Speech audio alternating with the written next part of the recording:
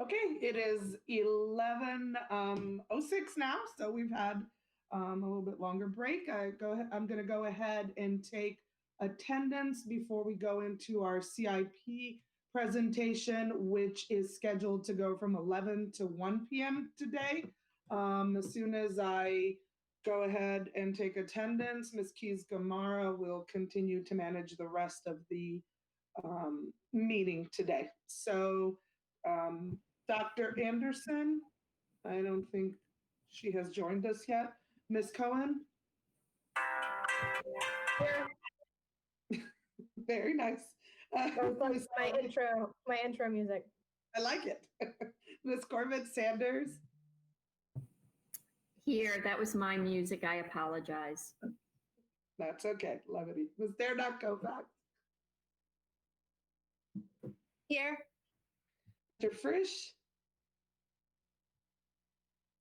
Hello. Hi. Ms. Sizemore Heiser?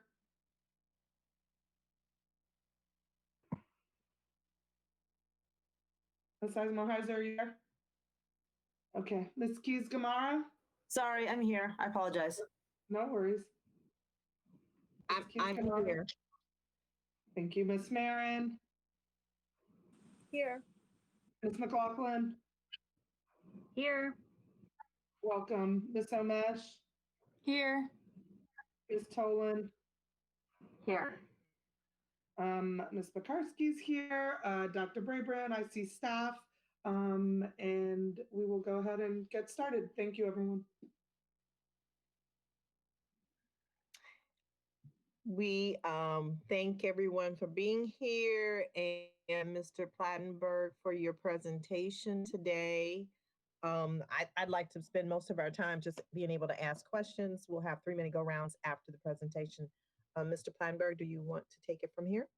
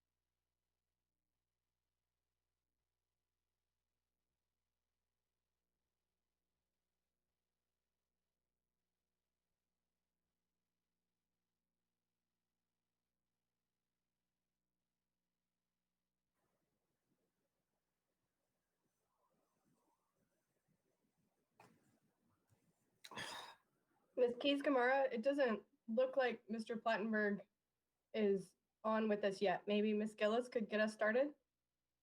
Oh, I assumed whoever was available would go forward. Is Ms. Gillis available? Is someone available to lead this presentation? Sure. Good morning. Happy New Year. Thank you. Yeah, I apologize for that delay.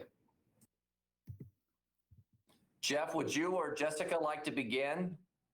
Yeah, I would like to. Thank you, Dr. Brabrand and members of the school board.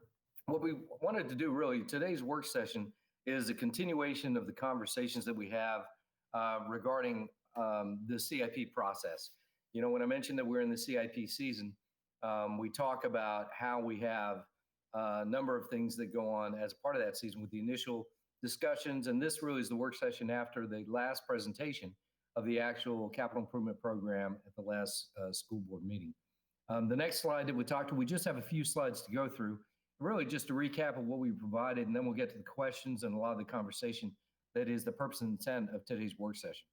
Just speaking to the fact of what the CIP is, a 5-year look, an annual look at a 5-year plan, and then also something that shows the out years for future capital requirements, new construction, capacity enhancements, renovations, and potential site acquisition.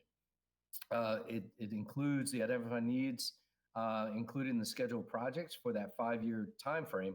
And one of the most important things, but often just looked at because it's just a stacked graph, really, is the capital cash flow, which tracks the funding and allocation for each of these projects. And the next slide, we'll talk a little bit more about that whole CIP process. We had some new changes to this due to the COVID-19 pandemic impacts. We did not do a 5-year student membership projection because our projections were way under because of student registration, as at home, in-home learning and so forth, parental choice. We don't have program capacity utilization that we've used in prior years as a predictor of where our focus is, which is actually okay because it was due to the virtual start of the school year, but it's okay because we still had a lot of work with the Langley McLean, the prior board commitments, Shrevwood Elementary, and the Glen Forest Elementary School projects and programs that we've been taking a look at, working with the community on, and having deeper dives into the conversations about how to address those issues with those. So we've been fortunate enough that although this pandemic's had some real negative aspects to it, that's been one positive. And then really just to focus on capital projects. One thing I want to mention is our facilities and membership dashboard. We have a link here, and that dives deeper into program placement, where students are attending programs, what their base schools are, and so forth. It's a plethora of information that Ms. Gillis and her team have done an outstanding job in the planning office of making sure that we have good data, reliable data. It's more dynamic than it used to be in the past. It used to be static, and something that we're rather proud of. On the next slide, and I'll try to speed it up a little bit, I mentioned the decrease, and it's significant. When you take a look at and this is what we've had the conversation at the school board meeting, the decrease at the elementary has been the biggest hit. The high school has been a little bit surprising, going down 392, but over 7,800 students at the elementary is the majority of the impact on this CIP and where we currently are and the struggles that families have been having throughout this pandemic. The next slide really just talks a little bit more about where we get our funding. Our funding comes from our voters in our communities. It's been said over 70% of the members of our community do not have students in school, and yet we have very favorable support of our capital building program because it is the best practice, the Blue Star, in terms of commitment on and to the taxpayers for their entrusting in us in the use of those funding. We get $180 million a year ability to spend out of those bond monies. And if you basically take a look at our needs, they're way beyond that 180 million, but it's part of a larger portfolio with the general county. And we're just very fortunate to be in a collaborative process where we work really well together. In addition to that, we have operating funds for major maintenance of 10 million. We do have overcrowding funding that we've had in about 2.7 million. The County Board of Supervisors and the schools both have met in the past about the Infrastructure Finance Committee of shifting 13.1 million that's being funded as part of infrastructure management that used to be paid for out of the bond, which allowed to increase our ability to address what's called the renovation queue at a better pace because they shifted some of the major maintenance items and infrastructure management items to the tune of 13.1 million that used to be paid for out of bonds. And this past year, we had about $660,000 worth of proffers received, which is developer contributions.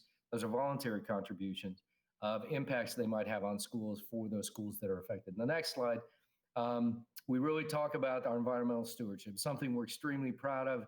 We are an amazing school division with the size that we are to have performed what we have done and reduced our carbon footprint over 30% in a reduction in greenhouse gases since the inception of this program. That is significant. When you talk about 27 million square feet of schools, you talk about the Energy Star Partner of the Year, you talk about all of our Get to Green highlights, our Green Flag schools, our Eco schools, which is a student-led program, the Get to Green program, and our partnership with the National Wildlife Federation. We just have so much to be proud for, and we're not done yet. Our net zero energy study is now complete. We're finalizing the review of that before we bring it back for board awareness, perhaps to a Brand briefing and then future conversations. We do have outdoor classrooms that we're piloting as part of this. It's encouraging to see people like DC Public Schools committing to go ahead and invest funds. We reached out to them even this morning just to see where they were with that and see if they needed any of our support and help because they're just trying to identify funding to go ahead and provide elements for outdoor learning for their facilities as a part of this COVID and so on. And they're getting a lot of play out of it, but we're actually better positioned to go ahead and incorporate that. We're working with the ISD folks to bolster up the curriculum and so on. But something we're really proud of that I mentioned before, but I'd like to drive it home because I know it's on the forefront of everybody's mind. The next slide, we only have a few more to go through, really talks about the funded and unfunded need. And I would be remiss when you look at the 10-year requirement of $1.6 billion of unfunded need, or if you look at the 5-year requirement, we have $315 million funded and an unfunded of $790 million. When you actually look at every 2 years, and I should probably annotate this, but every 2 years, our voters have been very fortunate to support the bond funding that I had mentioned previously on one of the previous slides. It's one of those things where we take a lot of pride in our community and our school facilities. They're reflective of the community. They're a key part of the community as a whole and the value and investment in our communities. And so, when you look at $780 million that's unfunded in the total 5-year, if we have every 2 years a bond referendum of approximately $360 million, with every year getting $180 million funding, then it should be noted that historically we've had that unfunded commitment addressed through those bond referendums, but we don't want to take it for granted. So it's not listed here. It's purely listed as an unfunded requirement. On the next slide, we really talk about the CIP seasons. In new business, we had conversation in December. We had the today is the actual work session. We did have previous conversations when we started the CIP, as I called it, the season, where we had the county folks. We talked about our trends and enrollment and trends in membership. And then we also had our county folks come in and talk about what's going on in terms of new development. And then December 17th, it was new business. And today we're having our work session. We will be having a public hearing on the 7th, and then subsequent action for the board, the governing body, on February 4th. And with that, the next slide really is just the end. But with that, we'll open up for questions, conversation with the school board. And I just want to thank you all for all of the conversations that we've had and the numerous meetings that we've had about this year's CIP, because it is a daunting time and challenging at best. Our approach is not different than those across the country. We've reached out not only with the American Planners Association, but also with other major jurisdictions, not only surrounding in our area between Loudoun, Prince William, and Arlington. They're all doing it a little bit different. But for the most part, the majority is really just, let's just put a pause on this year, folks, because we don't want to do anything that would impact our facilities or our staffing with the advent of, especially now with the inoculation coming in the vaccines. And then next year, put ourselves in a worse position to get back to whatever the new normal may be. So with that, on behalf of Jessica Gillis and myself and Mr. Smith and Dr. Bremer, I'll open up for any questions you may have. Thank you, Mr. Plattenberg. Is it my screen? But I am not seeing hands raised at this point. I'll give my fellow colleagues an opportunity to do that.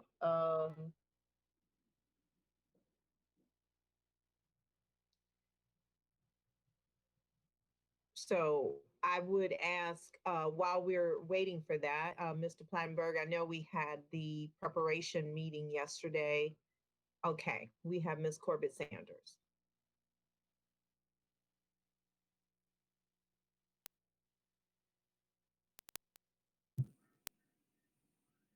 You know what happens when we have a vacuum. I'll try to fill it and spur on some conversation.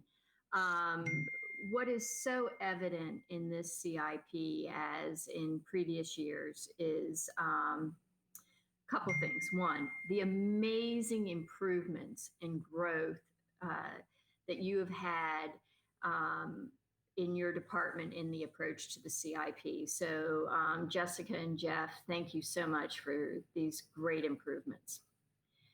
I continue to be very concerned about the major maintenance piece and the amount of money that it costs for major maintenance, and that we have not invested in major maintenance in the way that other school systems have, and frankly, as the national norms have suggested that we do so. So I would like to know from you, Jeff, how we can best address the major maintenance piece and whether or not we can be more intentional in our CIP process for that. And then the second piece that I would like to talk about is that the previous board recognized that a major challenge because of the cash flow issues and the limitations that are set by our bonding authorities, by our rating agencies on how much debt the county can take on, is the piece on the boundaries and the boundary policy and studies. So both of those, I know that we engaged an outside firm to look at this, and I'd like an update on where we're at on that. Please. Okay. Yeah. So it's a really good question about the major maintenance. I mean, currently with the major maintenance items, the pieces of it, we are over $200 million annually beyond useful life of major systems. And major systems are heating, ventilation, air conditioning, which is HVAC, athletic requirements. You know, we talked about the audit that was done on us doing our bleacher inspection and bleacher replacement, elevator repairs and replacement, major maintenance items like that, and asphalt and paving and so on. So there's a whole host of items that we are really, really in a bad position. Some of those have a 15-year replacement life cycle, and some have a 30-year.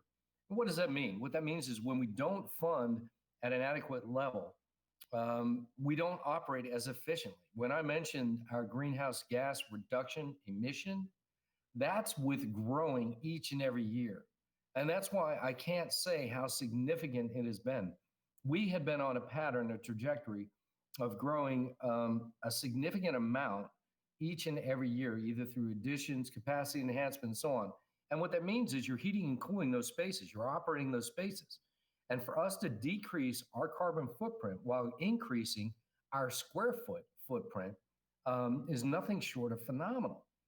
And then when you throw into it the question that's asked about our major maintenance item, where our systems aren't operating, you know, I mentioned the Energy Star and Sustained Partner of the Year. And the reason why I boast on that are those are third-party engineering analysis that shows that we're operating within the top 25% efficiency of our peer group across the nation. And we have been really forward-leaning as a school system.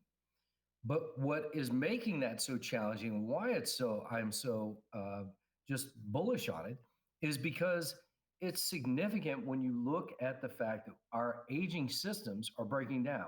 We have had a number of schools, when West Springfield went into renovation, the summer that we were to do, you know, school renovations take 4 summers, okay? Because the large spaces that we disrupt in a normal year, whether it's the auditorium, the cafeteria, gymnasiums, et cetera, the large spaces, libraries, take a summer because of the impact and coordination and the number of systems that are in there.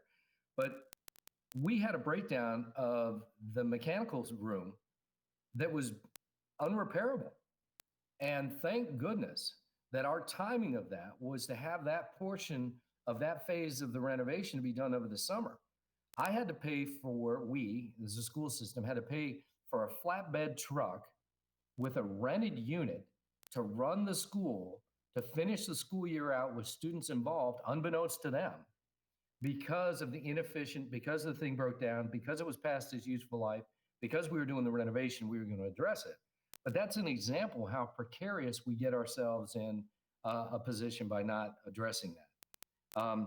That and the number of tradespeople that this system and the board has recognized as an ongoing need. Now with COVID and the pandemic, with the counselors and with the supportive systems that you've been, the multiple systems of supports with the technology investment, a lot of that has been kind of put on the backboard for now. And I'm sorry I'm going on too long about this, but you really hit a nerve with me because I really am passionate about it.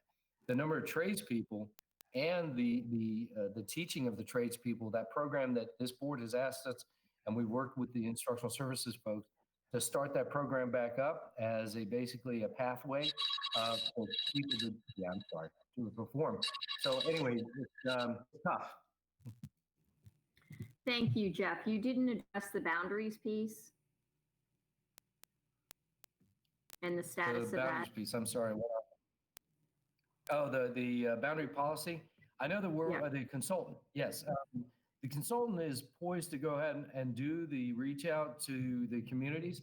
I know there was conversation about when this pandemic hit, it was put on hold because of the fact that the whether or not there would be enough participation in that.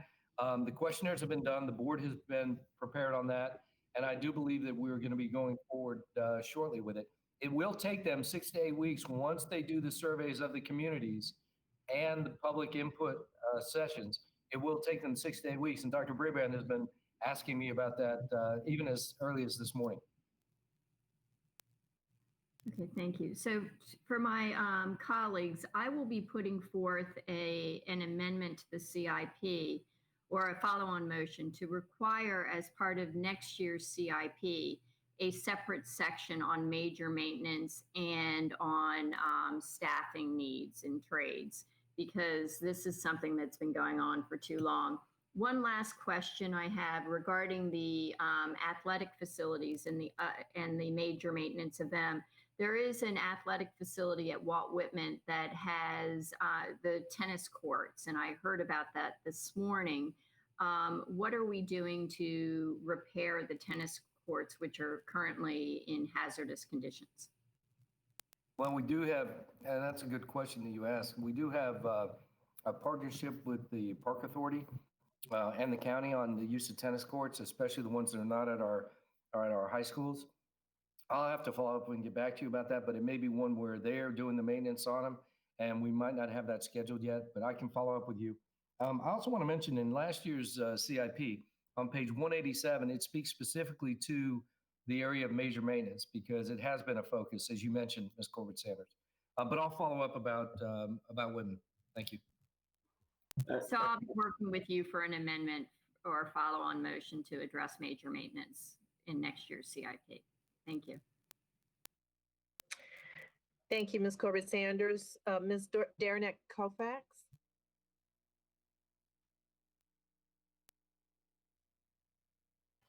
Thank you. I guess I will just follow up first on Ms. Corbett Sanders, a question about where we are on the boundary issue and how that's going to be presented to the board and where we are. I was a little confused.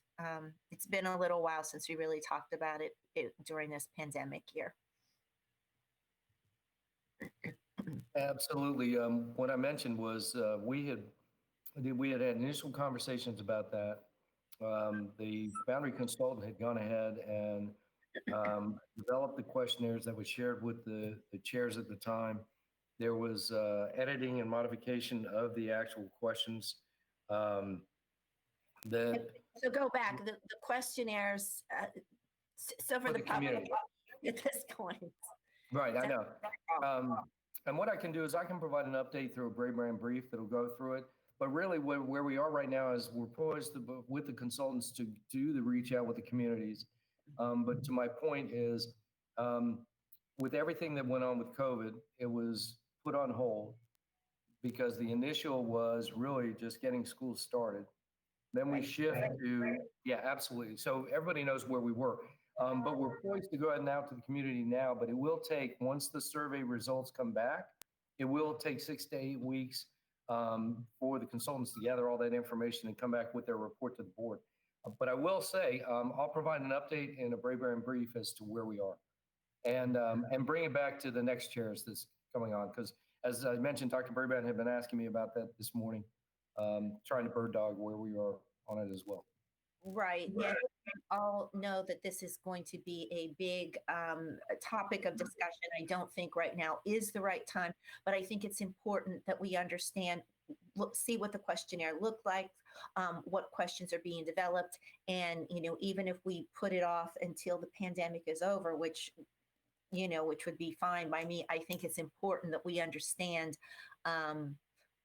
where we are as a board and what are our next steps as a body, and where do we need to begin to take action. And since we're discussing CIP, this is the proper time to bring that up. Mr. Smith, I see you just came on board. Would you like to speak to this?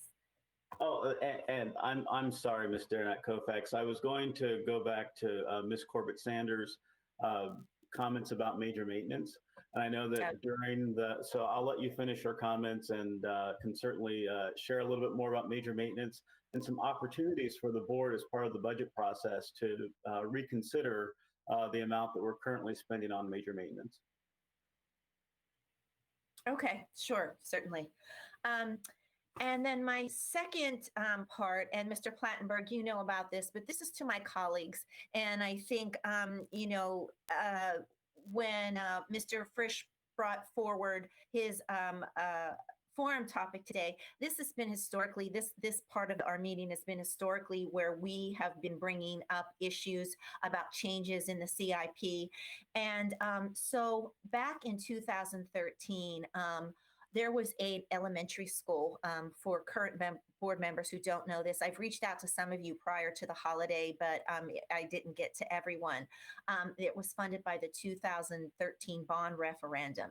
And at that time, and it was for a new elementary school to relieve overcrowding in the Route 1 corridor.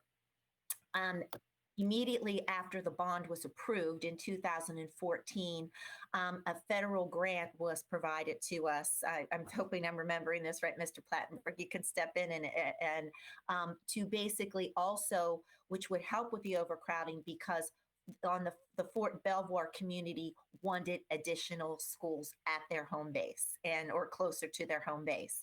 And so that then became federally funded through a grant that became Fort Belvoir Elementary. And once that was constructed, the alignments had to change a little bit. The boundaries had to change a little bit for those on the base.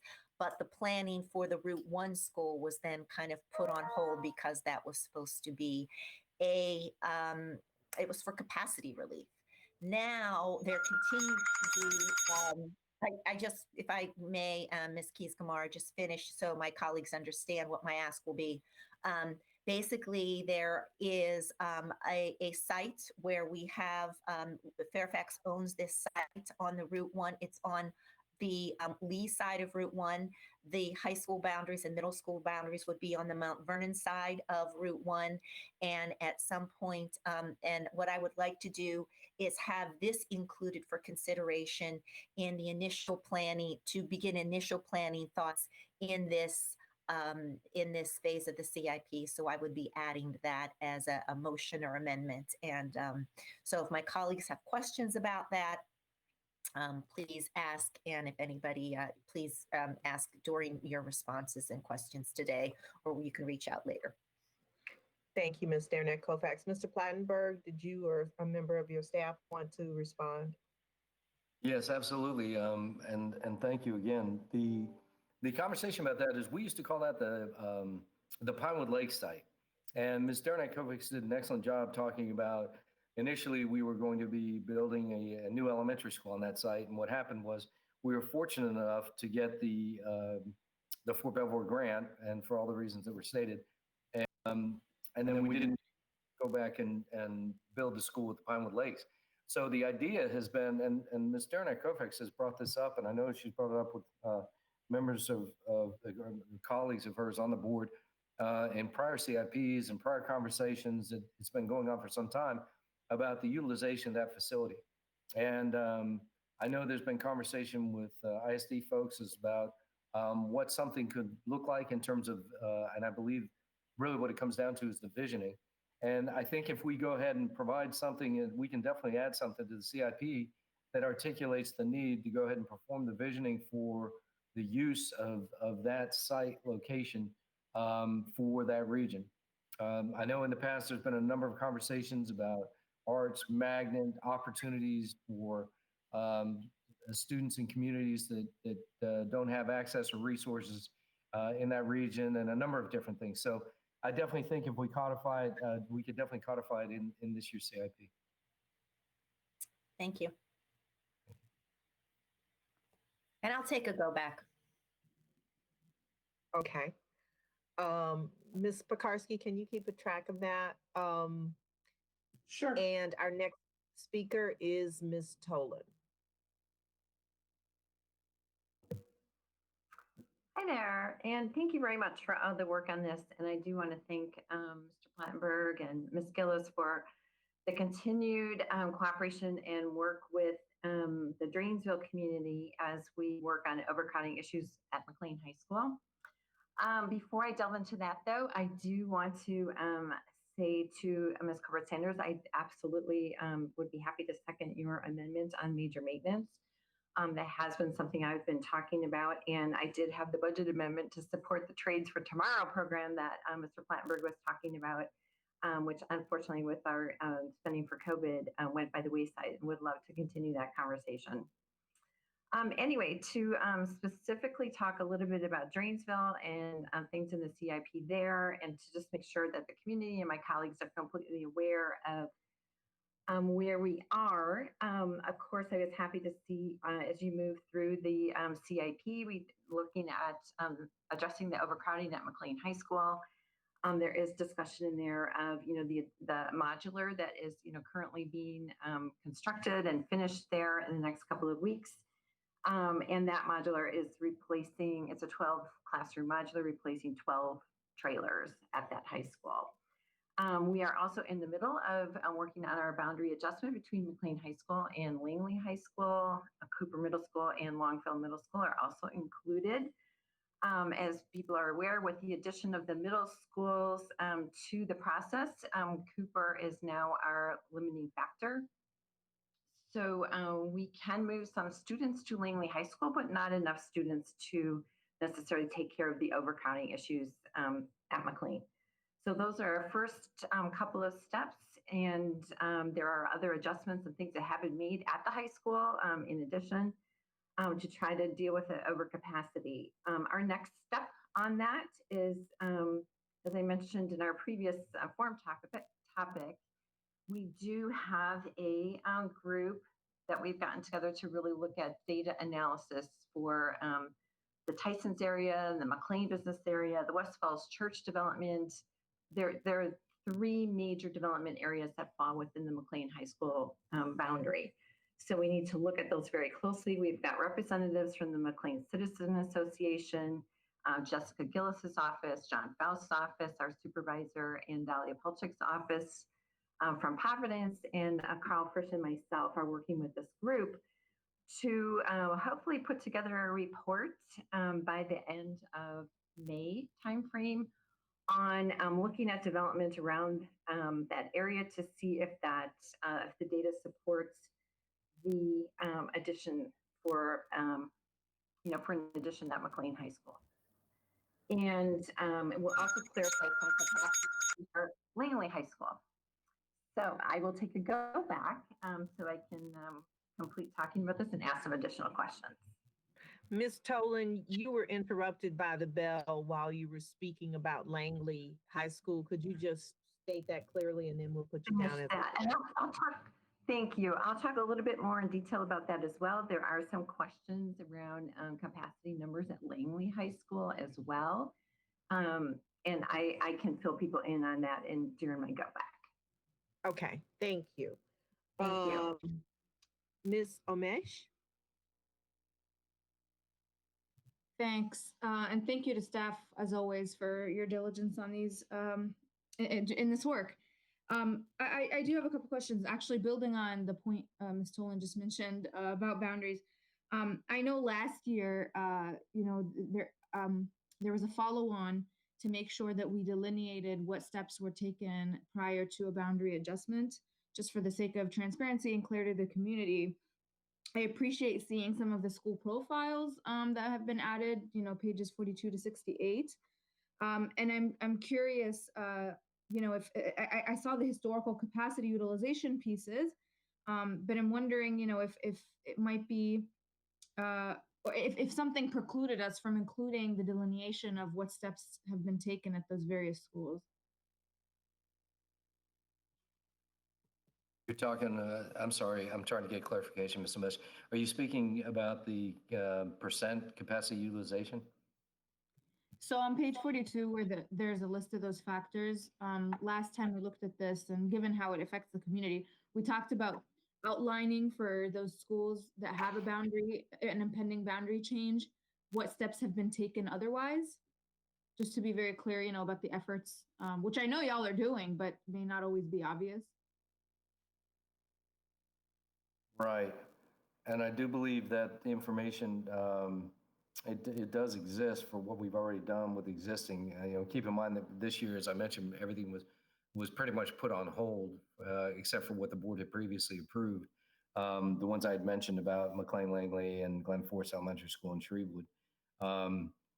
But yeah, A through H, in terms of the potential boundary adjustment with schools being H, and the first one being increasing the efficiency, reassigning instructional spaces within a school to accommodate increase in membership. Those A through H's are still relevant from the prior year's CIP for those projects. And perhaps Ms. Gillis, do you have anything you might want to add, Ms. Gillis?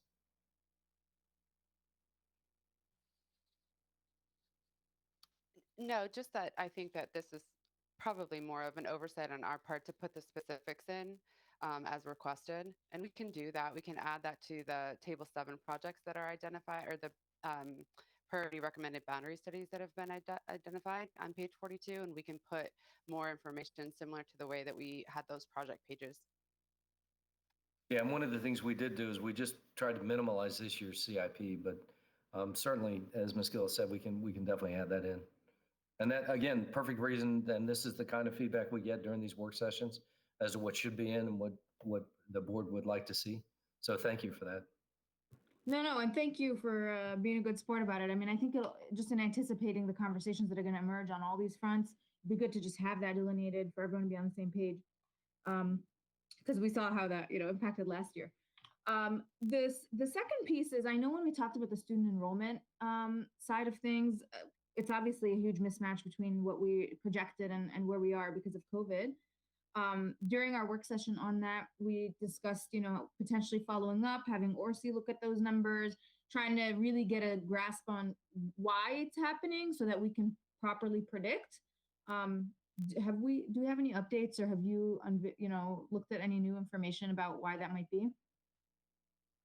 Yeah, I can't speak for Orsi's group, and I do know there was a question, I think a next step that came up in those conversations that you're referring to.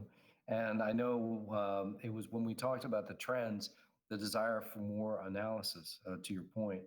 And I think the analysis piece has to be a combination between Orsi's group, but really also with the Office of Instructional Services. And under Dr. Presidio's group and his team really taking a look at programs, because I think a lot of that, when we take a look at where programs are and program placement, it really does impact some of the overcrowding issues that we have. Some of the immersion programs sites, you take a look at the overcrowding that we have and the concerns of the community. From Kent Gardens to Orange Hunt, where we have at Kent Gardens, the French immersion, and Orange Hunt, the German immersion, where you have those different programs. Those schools are really busting at the seams in a normal year, to include traffic issues with student drop off and our school bus ability to deliver students. So yeah, I don't know that anything has been done with those groups because I can't speak for them, but I do know that there was a request that was made, and I believe that was forwarded on it. If not, as a result of today's meeting, I'll make sure that they're aware of that desire by the board.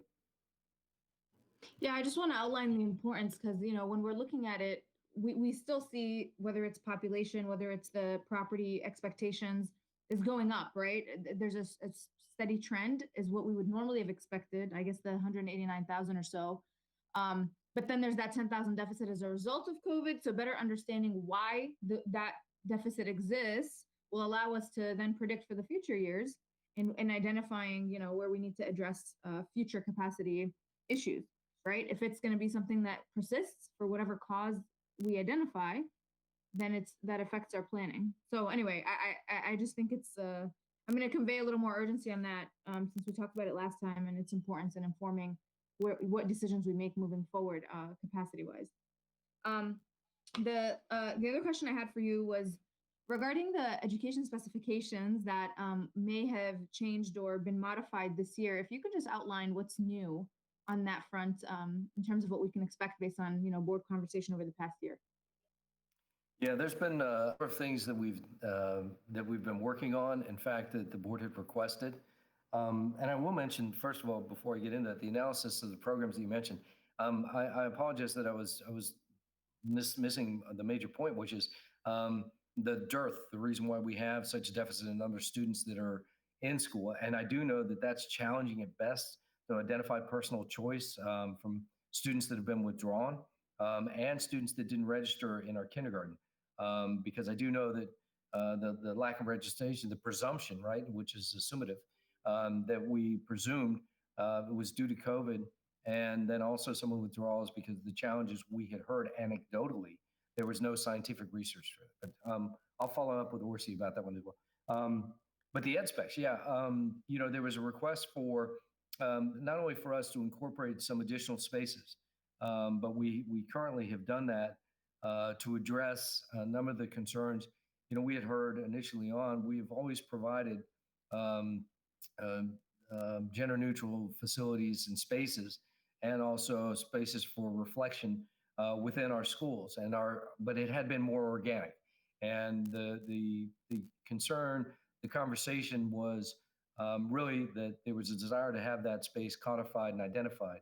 And I'd like to defer to Ms. Gillis because she oversees the group that actually has done that to give just a little more definitive answer to it. But I do know that we've accommodated some of those spaces and that are in our ed specs. But I will say, some people would look for it like we've done with other initiatives that are added to the ed spec. It's in the new design of the buildings going forward. We then would have to develop a plan to go back and address the ones that haven't, much like many other changes we've done in the ed spec, whether they're stadium restrooms and the like that we've talked about in the past. But Ms. Gillis, if you wouldn't mind adding to this.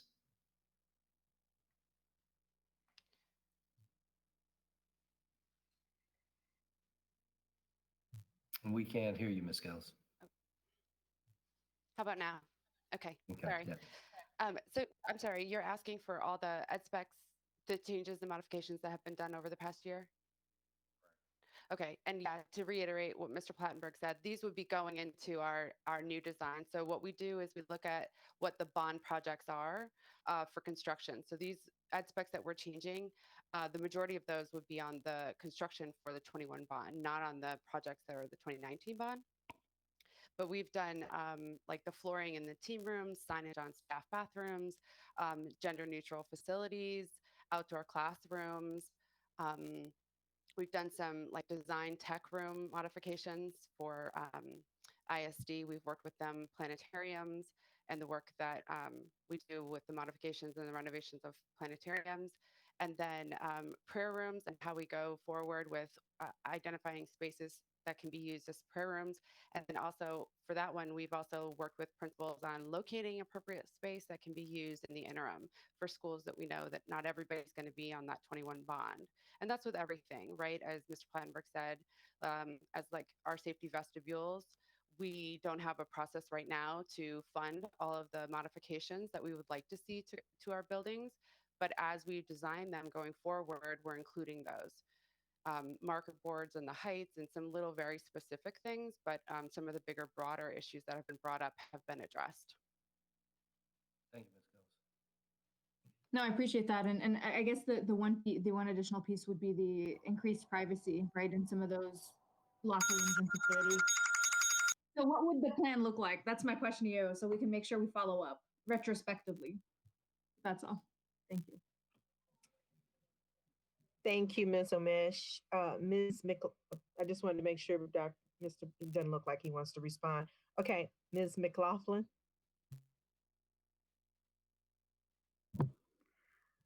Thank you, Ms. Keys Kamara. So I appreciate the great questions people have asked so far. Mr. Plattenberg, I was hoping we could get a little more details about the slide where we were showing the change in enrollment at the elementary school level. I know it was just discussed about kindergarten versus the other grades. Do you, or has your team, or has Orsi or someone disaggregated this so we can have for the public to see what percentage of this major drop in enrollment is due to kindergarten versus the other elementary school grades where we're seeing the most change compared to middle and high. And then secondly, what are we doing as a system to prepare for next fall? Because if we think this is just a COVID deficit and now we'll have a COVID balloon, post-COVID balloon, what are we doing to prepare for that? That's my big fear on this year's CIP. So if you could speak to that first. Yes, and Ms. McLaughlin, we have had bubbles in the past, if you will. Most of them due to economic or baby booms, and people, and I remember that in part of my generation when they had the baby booms that came in, and the school systems would have these bubbles that would work through. We do have signs of bubbles in some of our grades at the middle school level that are kind of working their way through. But to your point, the impact was over 2,200 at the kindergarten level alone of that. And we can provide the breakout upon grade. We did provide that initially in our conversation, but I think to your point, it'd be good as a primer because it's always good to refresh with everything people have been dealing with. Goodness gracious. It's important that we go ahead and keep that prevalent. So we look to see if there's anything that can inform the future. In regards to what are we using that for to inform? What we have done is we have pre-positioned in working with budget and finance and the superintendent and the leadership team and the board support really is to go ahead and maintain a hold on where we are. Our staffing reserve hopefully will help us address any, and that's the purpose of it, the fluidity of that. Whether we have a big increase, to your point about parents holding students back, and then all of a sudden we have a huge kindergarten enrollment that's well beyond the initial capacity of what we've got planned, to your point. But beyond that, I don't know if Mr. Smith wants to add anything or if Dr. Brabrand does, but I mean, that's pretty much where we are. And I will follow up with the details about the elementary per grade and provide that as a next step for this board, just to reiterate where we see those changes. Great, thank you.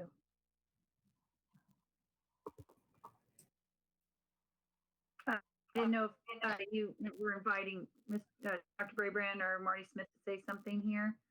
Oh, no, I was just going to follow up that Mr. Plattenberg was spot on with how we use the staffing reserve to mitigate any increases that we see in schools. And so we'll continue to do that as part of the regular budget process. We also know that while we've seen a reduction in students this year, as we look at the FY22 budget, we're basing that on enrollment from this year. So as we see those students coming back and where we're currently staffed, we may not see a bubble as much as we would see ourselves getting back to what those numbers were projected for the beginning of this year. So we'll continue to take a close look at that as part of the budget process. And again, certainly if we have to do budget adjustments at mid-year or year end to provide more positions to the staffing reserve in case those projections change, we'll certainly bring that to the board for consideration. Thank you. Dr. Brabrand, Happy New Year. Haven't talked to you since we concluded in December.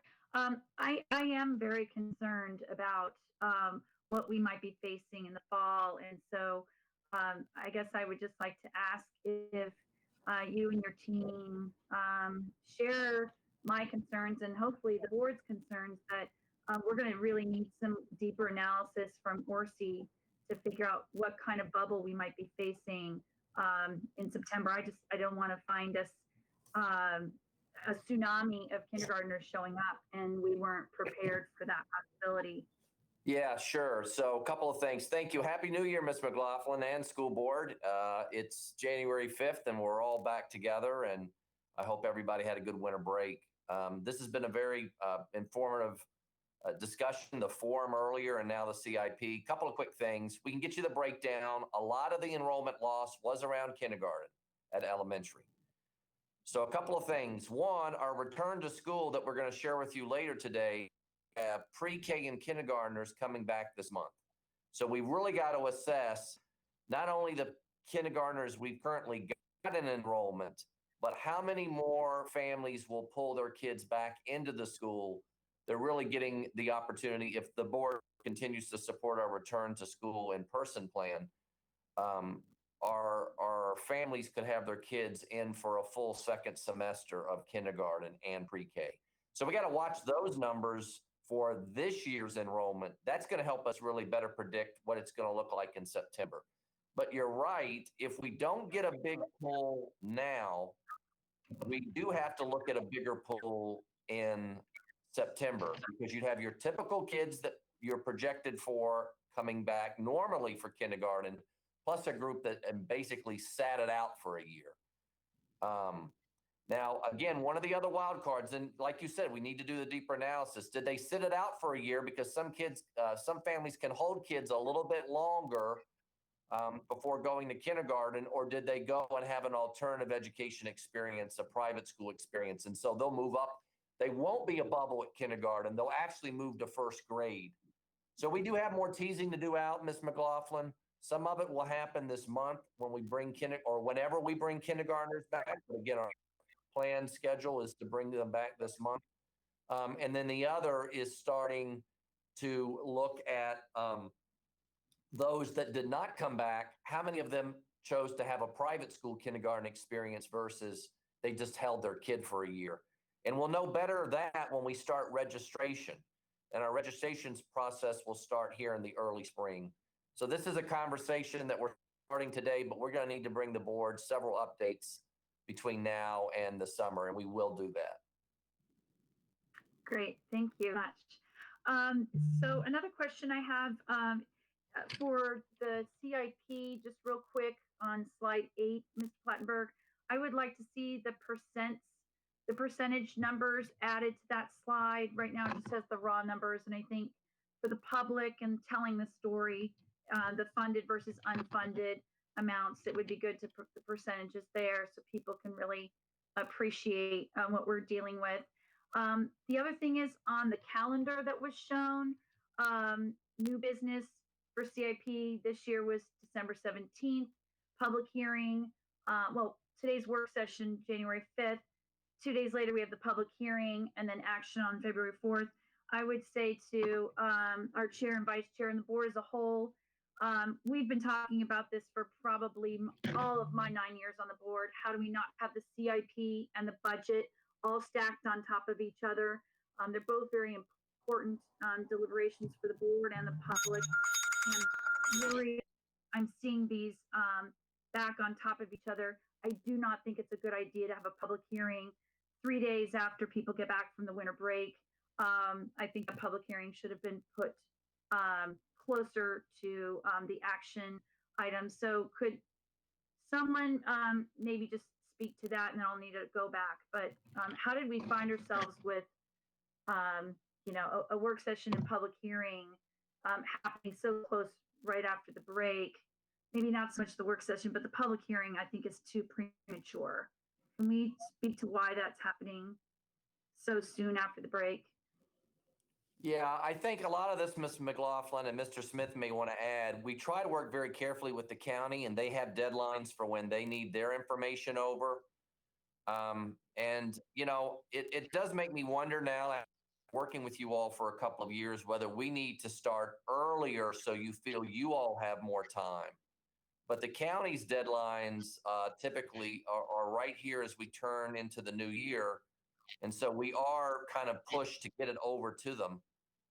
So maybe some reflection that we can do with the board is whether we want to try to bring our CIP work, our public hearing work earlier in the fall. And I don't know, Mr. Smith, you want to add anything to that?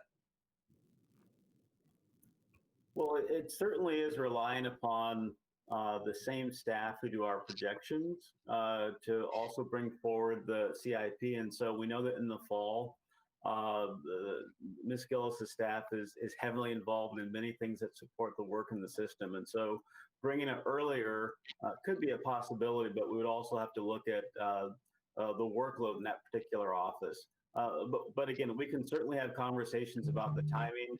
I know that we've done some things to timing in the past to bring presentations earlier to the board in December instead of that holdover in January. And we can certainly be more flexible in the future. Also thinking very clearly about workload in our projections or our planning office. Yeah, I final comment, Ms. McLaughlin. We've talked with the chair and vice chair, and I think it's a good board retreat conversation about not just rolling over the board calendar each year, because we're stuck in our tradition of when we bring the CIP, right? When we have the public hearings. And maybe we're not going to be able, like Mr. Smith said, to go all the way to the beginning of the school year, but could we just go back a month and still be able to give the board just a little bit more time on something as important as CIP and then the public hearing and the feedback? And I think that's the kind of refining we need to do in our board calendar as we look to the 21-22 school year. So thank you.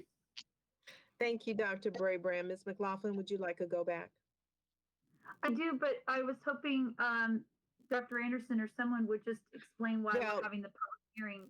That wasn't answered. It was a question that wasn't answered, Ms. Keith-Tamara. So I would like that answered. Why are we having a public hearing? That's okay. It looks like Mr. Plattenberg wants to speak to it, but I would, I'm going to turn it over to Dr. Anderson next anyway. So if that's okay, if she wants to speak to it at that point. Ms. Keith-Tamara, I just would like my question answered. I think it shouldn't count against Dr. Anderson's time. I don't want it to count it against her time. I'd like to give Mr. Plattenberg an opportunity to speak.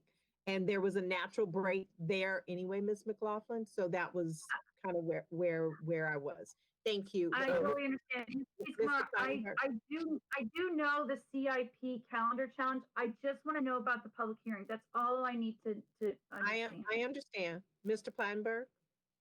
Okay, yeah, and if the question is specifically about the public hearing, the timing, this conversation has gone on to Dr. Brabrand's point, and we can always look at it, but the September 30th data, which is the driver that comes from the registration, I know you know this, Ms. McLaughlin, but you know, the time of when the planning office gets it, with the 10 days we have to put it together, to put the CIP document, and then have the meeting with the board members in preparation for all those other meetings.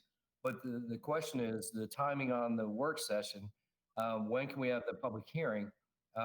As to the timing of that, and I believe, not speaking for Dr. Brabrand, but I believe when he's saying, looking at this, we can look at when the public hearing may take place.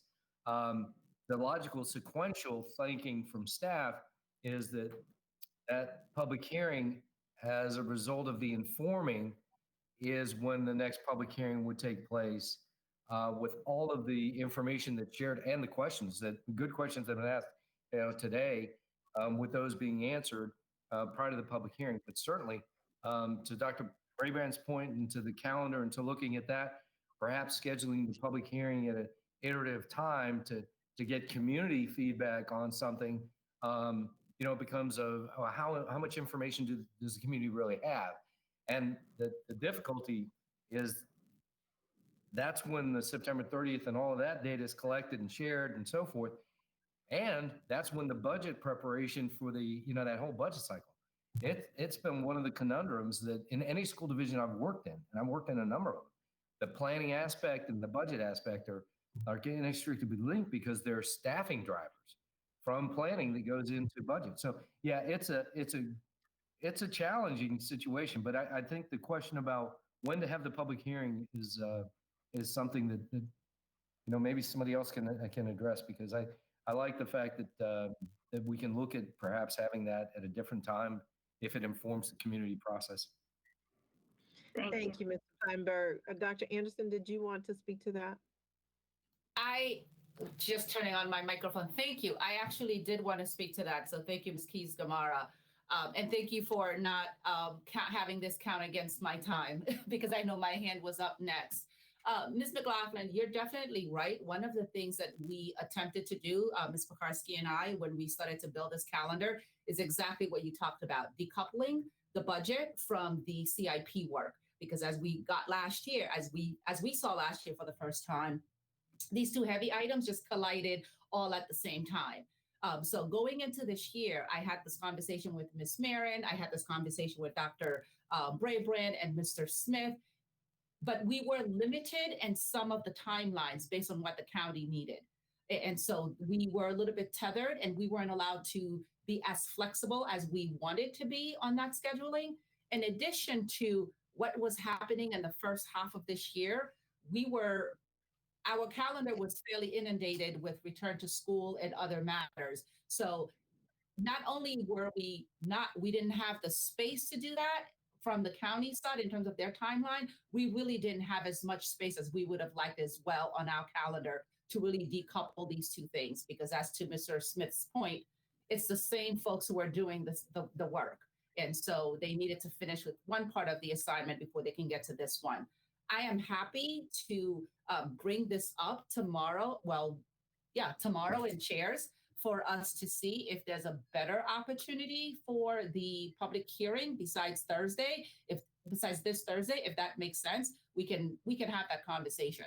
But I did want to at least say to you that this had been something that we were very mindful of because it's just too heavy to have both of those items just be on top of each other within the same short time frame. So we've been very mindful in terms of pushing them as far apart as we could for this year. But there's room there to do better for next year. Wonderful. Thanks, Dr. Anderson. Thank you, Ms. Keith Gamara. Thank you, guys. Okay, so I'm going to do a couple of things now.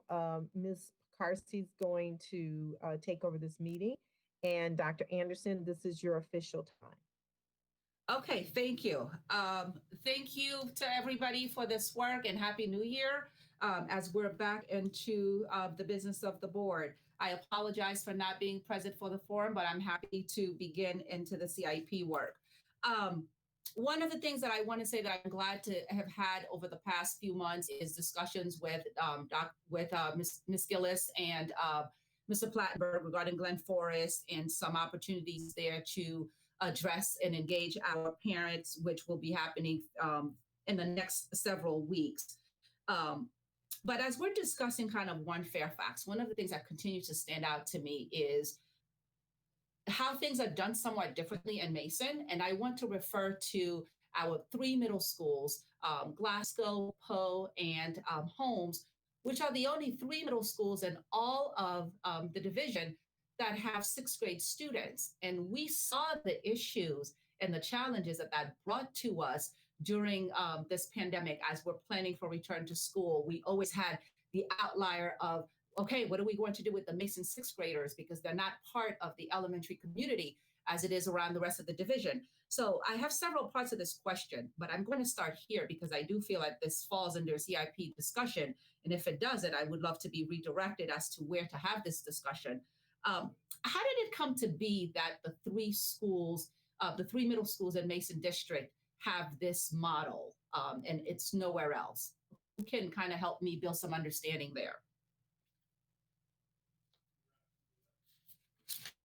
Jeff or Marty, are you historians for those three schools?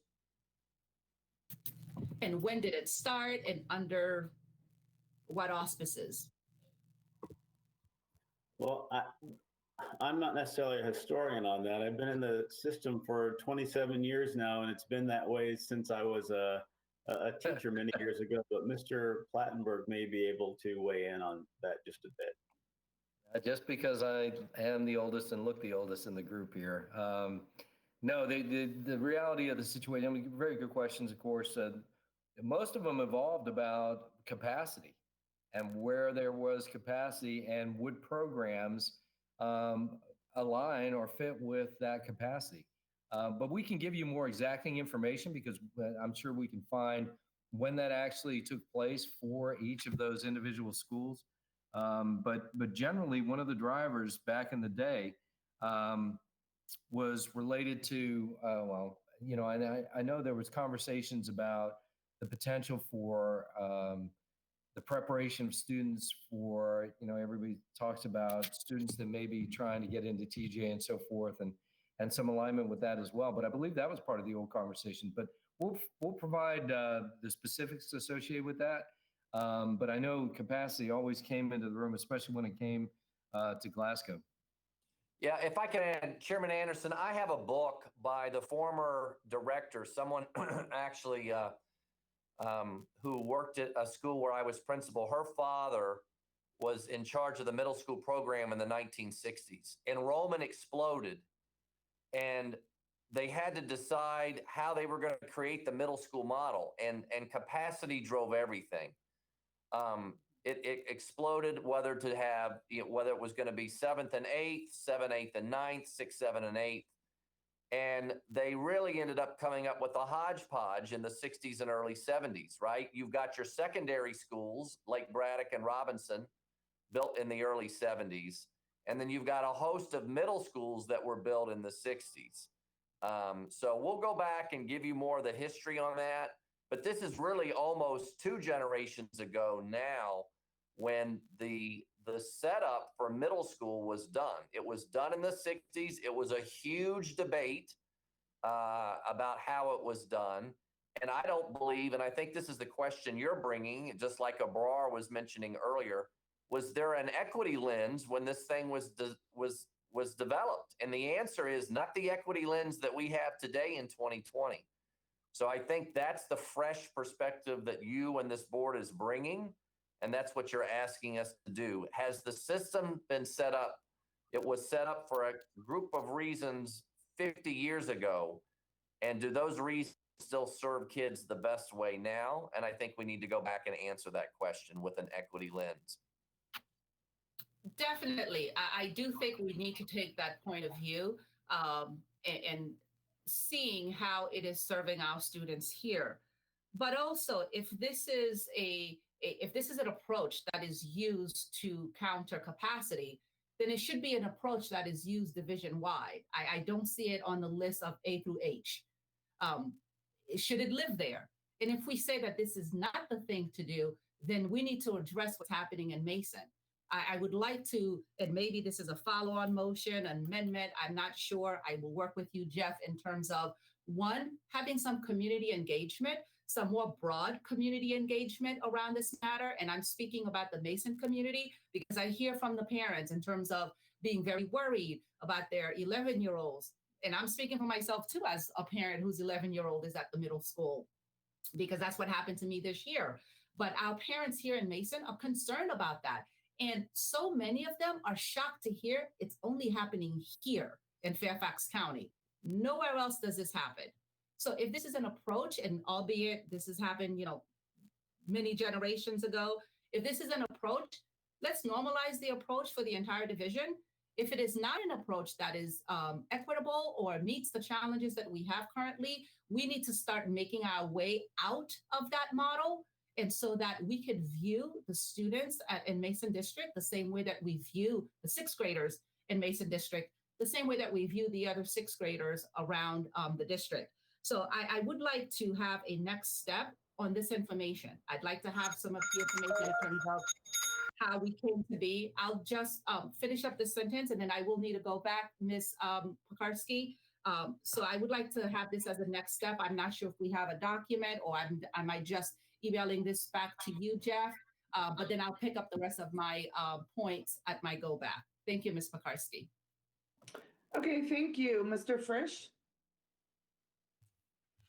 Thank you. And Mr. Plattenberg and everybody on your team, I appreciate all the work that went into this on top of all the work that you're already doing for return to school. So I know it's a very big hill to climb.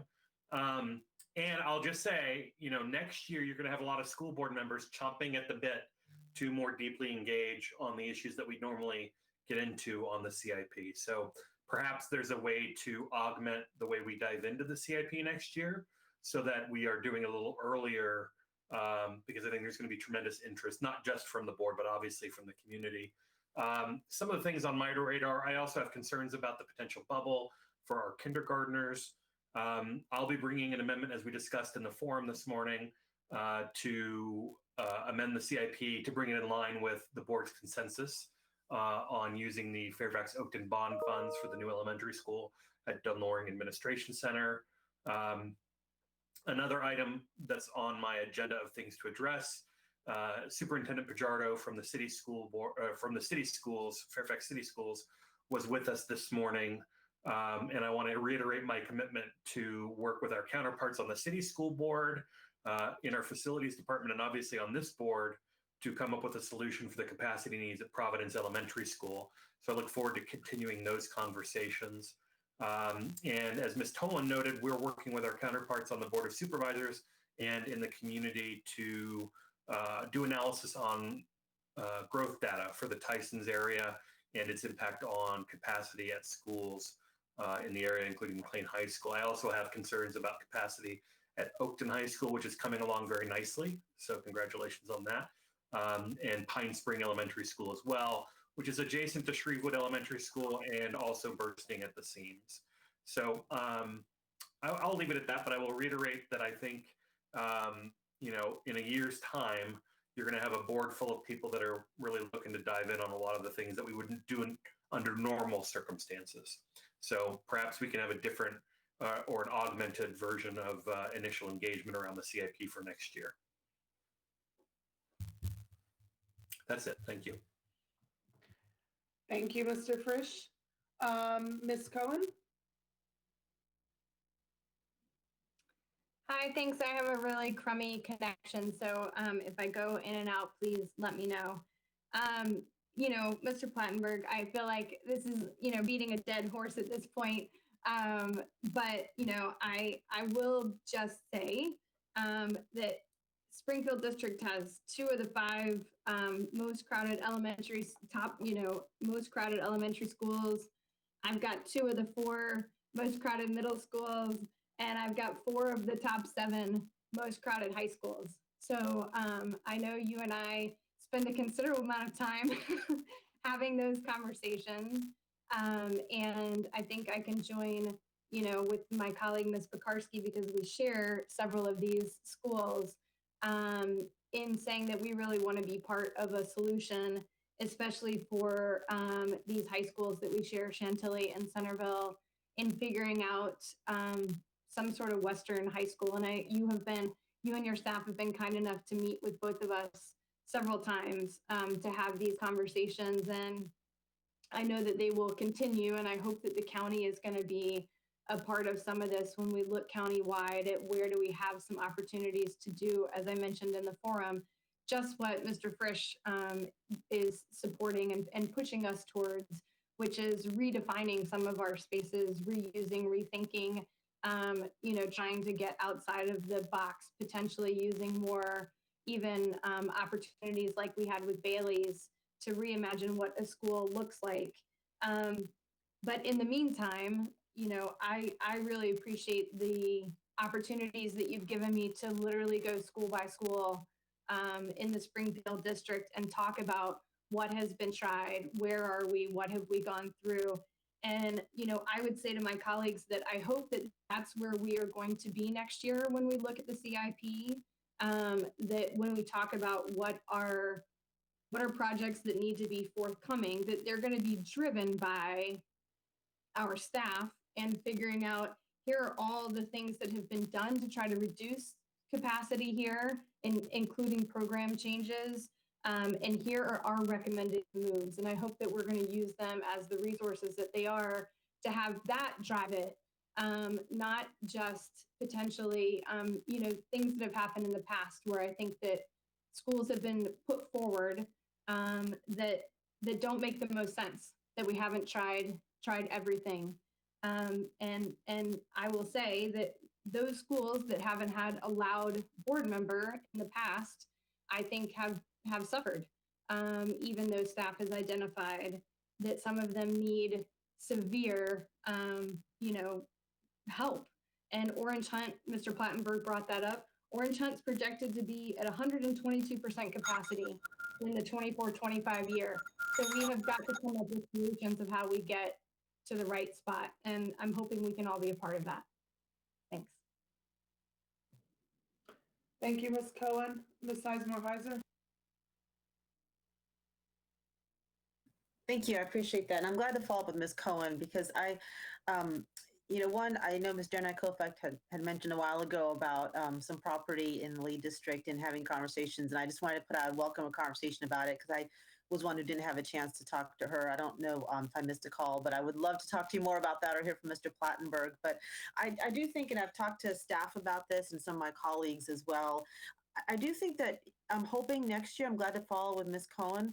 I'm really hoping next year we can have the chance and breadth and space to really do a good program review sort of countywide to look at access and equity and placement and capacity, because I think I'd like to be, try to be as strategic as we can about where we want to place things, what we're offering, what we're not, how does it impact capacity.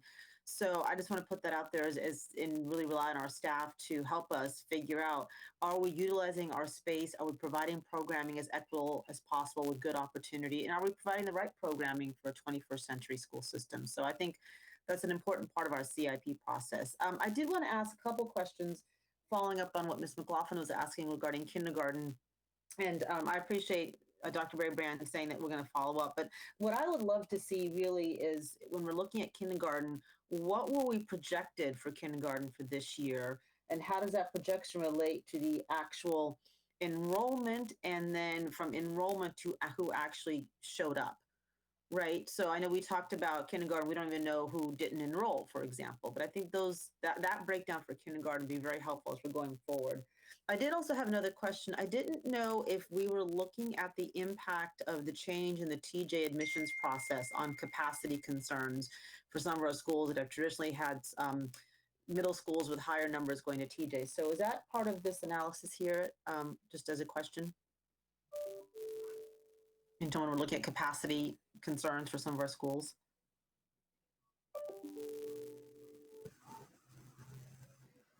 I don't believe we have specifically for the latest TJ proposal, unless Mr. Smith or Mr. Planenberg, you have different information. I don't believe we've done an assessment yet of that, but I could stand to be corrected. No, Dr. Brayman, you're correct. And Ms. Sizemore-Heiser, one of the issues is, there's a lot of personal choice involved, right? So I've known of students who qualified at some high schools. I knew of some at West Springfield, for example, that chose to stay at West Springfield, and my discussions with Principal Mukai on some of those things. But that's why we know that this is something that we have to look at. I've talked with Ms. Gillis about that, and we're going to be looking to see if there is a significant impact, because a lot of our analysis that's why I love looking at a 5-year projection on an annualized basis, so we can actually delve into that. Right now, we didn't have a forecasting model as to what the impact may be, because we have so many students from so many other schools that are currently attending TJ, and it may be just a shift of some students staying at their base school while other students may be attending. So, we'll be able to look at that and, working with Dr. Presidio on some of those program conversations in the future. Thank you. I appreciate that. It's just something as we're going forward, we want to, take into account. And obviously, it's hard to figure out, to your point, of personal choice that people actually choose to attend or not. I also had a question on page 35, when we're looking at the projections for the school year 21-22.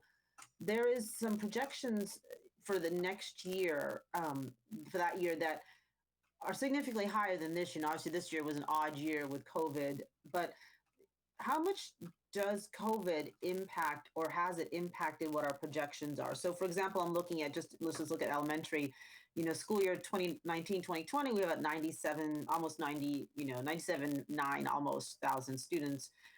This year was 90,000-ish, but our projections for 21-22 are 98,000. So it's higher than last year.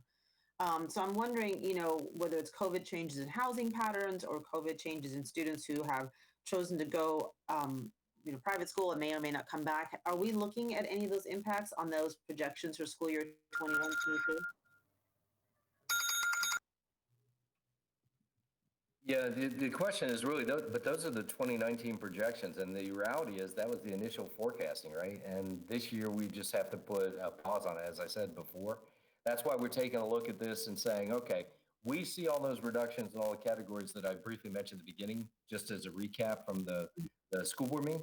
And it really was to just go ahead and say, hey, we know that we had a significant hit this year. We've pressed the pause button, if you will, on our forecast projections. We're sticking with what we had originally had on those 2019 projections, but that growth is not gone away. I mean, we're just going to say, okay, what we're planning on is basically keeping it the same as it is in this year, but next year we'll be taking a look at what other impacts may pick up. There's usually, and I liken it to the lag that happens during economic downturns. Sometimes we see it like a couple years later, and it takes a while for it to really work its way into the CIP process. So we're going to be monitoring that and reporting back to you. But we don't have anything that can really inform us, and that was one of the reasons why we reached out to everybody else to see if there was anything that they had, any information that they could share. And we were all pretty much stuck in the same boat because everybody's talking about their budget. Loudon chose to go ahead and include an increase where we stabilized on ours. And they did that for budgetary reasons as well. Prince William did the same as us, and I think so did Arlington. Thank you. Next, we have Miss Marin. Hi, good afternoon. Thank you for this presentation. I'm always fascinated by this work, and I wish we could be more creative at this time, but I think that the CIP reflects the reality that we're in, and thank you for the planning, Mr. Plattenberg, of you and your staff. Although we can't act on being as creative as we like, I did want to ask about when we can start being creative as we'd like, because I was thinking the other day about some of the issues that have been on the roster to be addressed for a while, and also thinking about the capacity that virtual learning has brought to our school division. And while we can't yet analyze, what has worked really well and what capacity remain once the severe, the severity of the situation passes, what I was thinking is something like middle school start times. You and your team have done a ton of work to analyze what would happen with bus routes and all of that.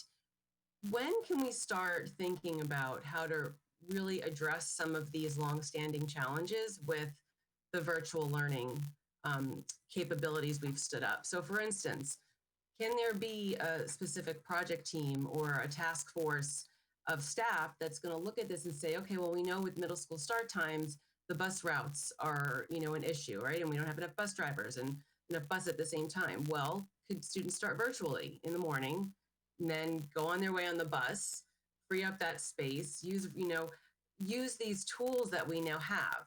So can we be thinking about when we can start that work and create a timeline to really assess how virtual learning will impact our facilities?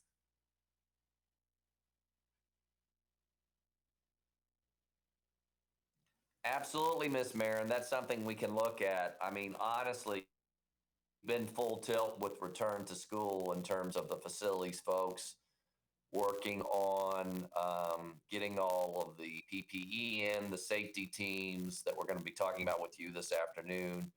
We rejiggered the bell schedule, but I do want you to know we brought up these conversations already as we looked at the bell schedule about how can virtual give us additional flexibility. I mean, to be honest, the pandemic hit in March, the CIPs developed in the fall. We were busy trying to do return to school in the fall. I think as we're coming out of this pandemic, slowly, too slowly, but surely, and we will get to the light at the end of the tunnel, how are we going to use the newfound flexibility that we have with virtual to get some of the school board goals, some of the community goals, some of the staff goals? That's what you're asking. Well, and I'm certainly not asking for it right now. But I think, like Mr. Plattenberg, we've had the discussions with, your staff and Ms. Tolan about outdoor learning. And due to, totally no fault, but, the fall came and went and we just, the weather wasn't going to participate. And we, thought about what could we stand up in the spring. And, DC is using a pilot to see what can be done with that. So like what just little bit of planning can happen now, even to say, look, in a month, we're going to have a meeting just to focus on what we can do. and then figure out, like, is it a task force of the community? Is it an advisory committee of the board? Is it just a staff force like you've done for return to school? Because has so much potential to impact our facilities. Yes. Yeah. Well, you're definitely engaging in the strategic thinking that we absolutely need to do. And Jeff and Marty can come back after hearing this, and we can work at cabinet to sketch out the best way. Is it staff? Is it community? Is it something together? But we know there are lessons learned out of this pandemic that we will want to keep with us forever and help us strategically improve what we've done in our school system. We've got this new flexibility with virtual learning, and we need to use it to improve our operations. So, Well, great. That's great. I just don't want to wait a year from now and then, like, okay, now let's start thinking about it, which I know is hard. You know, we're ambitious, but. Yeah, I know you are. We can bring you back some thinking about how we can structure it so that some of that conversation happens this spring. That can inform even next year somewhat, and the year after even more. The budget planning, so that would be great. Thank you. Okay, thank you, Ms. Marin. Ms. Keys-Gamarra? Thank you. I am happy to follow Ms. Marin. As I've been listening and also in our meeting and preparing for this yesterday, I think our hope had been to kind of be able to identify for the public a way for them to understand where we are, how COVID has been an interruption, but perhaps identify what the next steps could possibly be. So I guess my first question, well, let me start with slide 8, where we identified funded versus unfunded in a graphic. If maybe we could pull that up. I think, and hopefully this isn't eating my time, but right. So if we look at that, Dr. Brabrand, that is quite a bit of notice, I think, to the public of the difficulty we are having. In my time on the board, and even just this past year, prior to COVID, the community does not always understand the extent to which we are able to address concerns either of maintenance or even creating new buildings. But this graphic does provide an explanation. So that leads to my question of perhaps, Dr. Brabrand, do you think we could get a one-pager of this CIP and perhaps kind of where we are, how COVID has interrupted, but also looking at things like this slide to help the community understand where some of our difficulty is?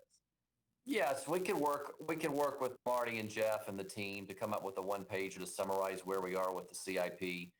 And Ms. Keys-Gamarra, you're correct. I mean, we've been in a hole around our capital improvement program for years. This has been something.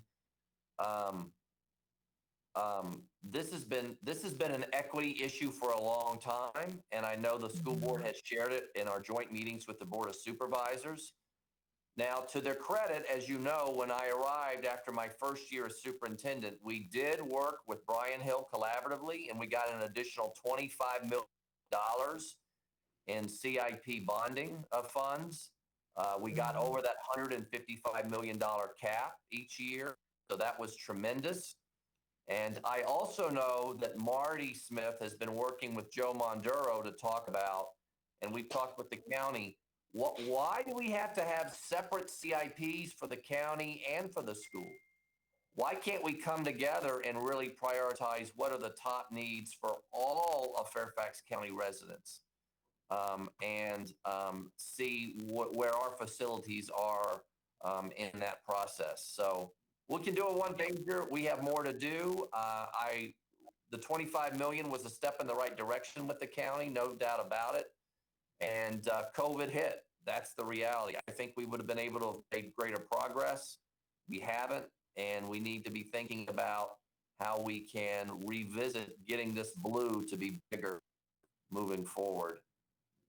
Well, I think in this moment, in this COVID moment, it may also be an opportunity to begin our dialogue with the community regarding how we're moving forward, right? I think everybody understands that we have this interruption, but I'm not sure they understand this chart, right? And as I've gone to public meetings, I know that there's a lot of misunderstanding and perhaps even misinformation surrounding how these decisions are made.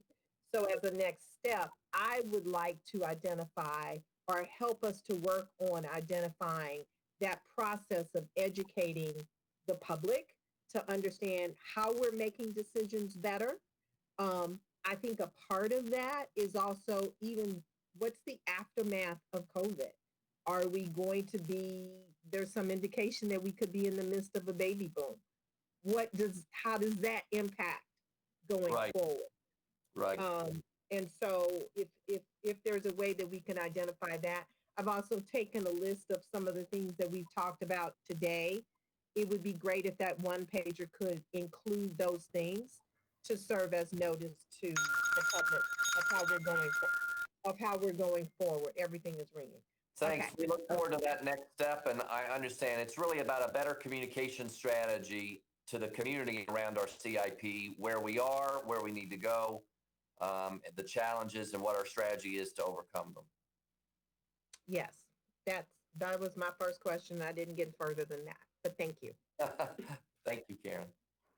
Thank you, Ms. Keys-Gamarra. I will go ahead and take a very quick turn and just, I'm happy to go after Ms. Keys-Gamarra because I think it is imperative that us as a board and the community really understand where we are and the challenges we face and the obligation we have to really use the very limited funds in the most impactful, effective way possible. And I would just like to have a plug-in to that end. As Ms. Cohen brought up, the west end of the county has a serious overcrowding issue in our high schools. And, we do have an unfunded potential high school. In there, we don't have any land, but the need is very real, and it's only going to get worse as we go forward, as there is development continuing. So I just, I don't know if Mr. Plattenberg wants to add anything about that, but I want my colleagues to be aware as we talk about all of these different things. We know we have so many priorities, so many things we would like to do, but this is a very real problem that if we, don't have a plan for soon, we will find ourselves in a very difficult position in the very near future. So I look forward to working on that. I know it's a weird year this year, but, as we do our boundary policy discussion, looking forward to next year, as Mr. Frisch pointed out earlier. Okay, I think we are back to go backs now. Quick time check. It is 12:40. We are scheduled to go to one and then have a 30-minute break before a very long afternoon. So I will start going down the go back list. Ms. Corbett Sanders. I'm sorry, I didn't have a go back. Thank you. Oh. Thank you, Ms. Corbett Sanders. Sorry. Ms. Dernak Koufax.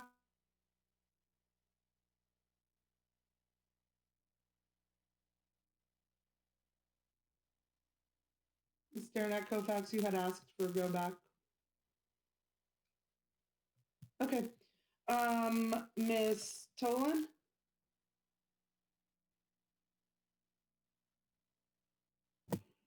Thank you. Also glad to follow Stella on her discussion of the western side of the county and the overcrowding there. We've had many discussions of how we deal with similar issues. Being on the eastern side of the county, dealing with overcrowding around the Tysons area as well.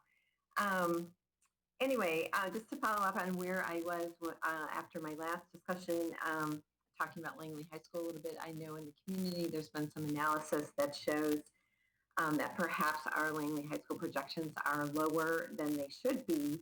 And I just wanted to let the public know that even though we're not making changes in this current CIP, given what we've talked about as far as uncertainty around numbers, that this analysis will be taking place as part of this longer term view of development, et cetera. And that there are a number of organizations looking at this or around this, Jessica Gillis and her office, FPAC, the School Committee for the Planning Commission, and then, as I mentioned, this working group that we have within the community. And this working group, on top of preparing this report, will also be feeding information and feeding this report really to this joint CIP group that has been mentioned several times. And I have had many long conversations with my colleague Laura Jane Cohen around this group and what they're doing and what our community group is going to be working on. So I'm excited about that. And we'll continue, I want the public to remember that the CIP is revised annually. So although this was a year not to make a lot of changes, as we do this analysis, if things are warranted, like an addition at McLean, it will be added to a future CIP. Any changes that need to be made to the Langley numbers will be made in the future. And also talking about some creative and innovative solutions. I'd love to follow up on, when Ms. Barrett is talking about what we've learned from virtual learning, continuing those conversations around, virtual high school courses, some of these creative solutions to deal with our capacity issues. Thank you. Thank you, Ms. Tolan. I'm going to go back to Ms. Dernak Kofax, who I think may have been knocked off. Can you hear us now, Ms. Dernak Kofax? She's having some technical issues. I don't see her. So, Ms. Omesh? Thanks. Two quick points here. The first is I'm really grateful that Dr. Anderson mentioned the point on different strategies depending on where we are in the county, and we started this conversation in forum, and I want to really emphasize again. There's an element here where it's like, part of it is like, what are we talking about? We're saying we want equity, but then we're kind of picking these pieces of the county where we're thinking of developments like in Providence where we want to fix the overcrowding. No doubt we want to fix the overcrowding in all our schools, but we have a queue. We have schools that haven't been touched for a really long time. I want to ask the question similar to what Dr. Anderson mentioned about the way we organize grades in our schools and whether that's appropriate for a particular area or the entire county. Trailers is the same thing. I mean, is that something we just did and we're just going to leave? I'm not necessarily opposed to needing to have trailers, but if we're talking about capacity issues, it seems that once we've made that adjustment, we're just not looking back. Mr. Plumber, can you comment on that? I mean, especially for some of these schools where it's 166, 148% capacity without them. It's just not a long-term solution. Well, I know that we've had a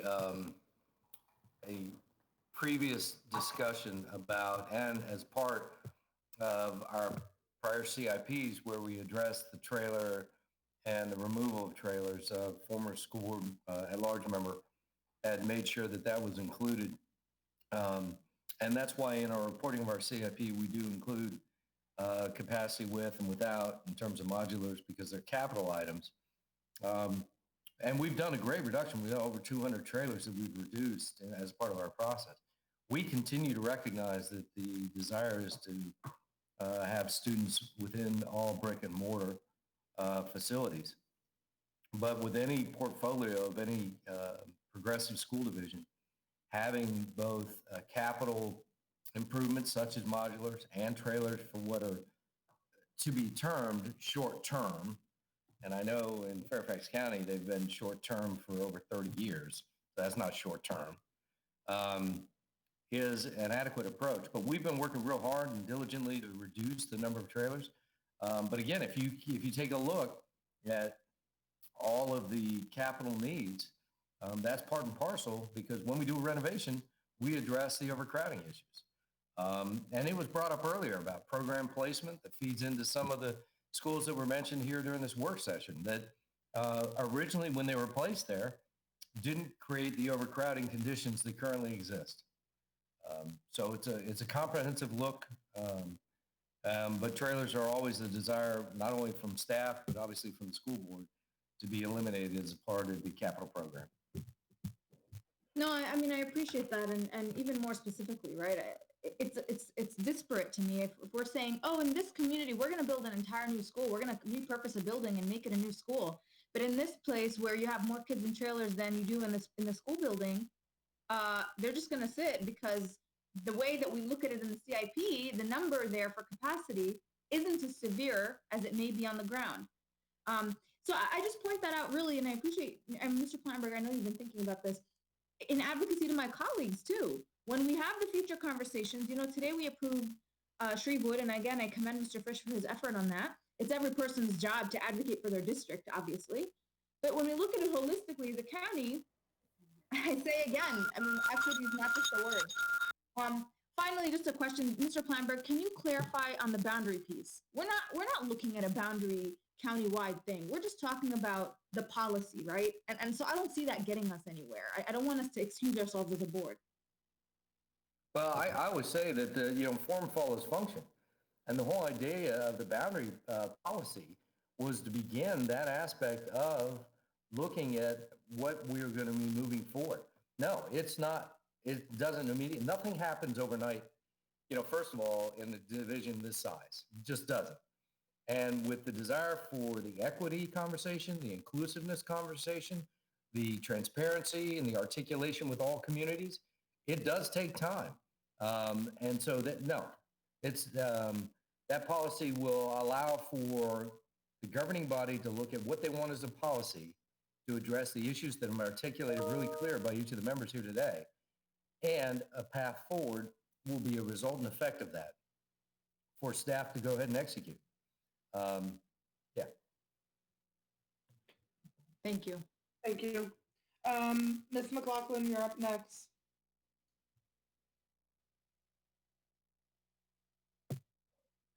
I'm just turning on my camera. So I'm gonna just try and quickly go through my list. How much time do we have? It is 12:47. We have till 1.